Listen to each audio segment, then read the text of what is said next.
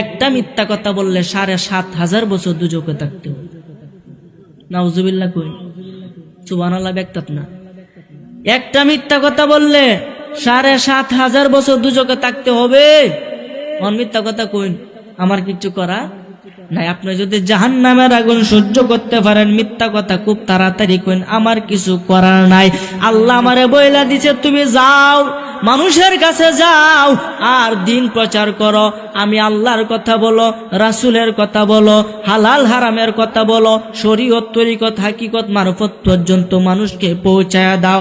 এই দায়িত্ব হলো আমার, এজন্য কওয়ার দায়িত্ব আমার, মানার দায়িত্ব আপনার। ঠিক না বেটি? এই জন্য বাবারে, কেউ যদি না মানেন আপনাকে আমি জোর করব না, কারণ আমার আল্লাহ বলেছেন ফাআলহামাহা ফুজুরাহা ওয়া তাকওয়া। আসসালামু আলাইকুম এভরিওয়ান, আপনাদের কাছে ভিডিওটি কেমন লেগেছে? যদি ভালো লাগে তাহলে লাইক করবেন, কমেন্ট করবেন এবং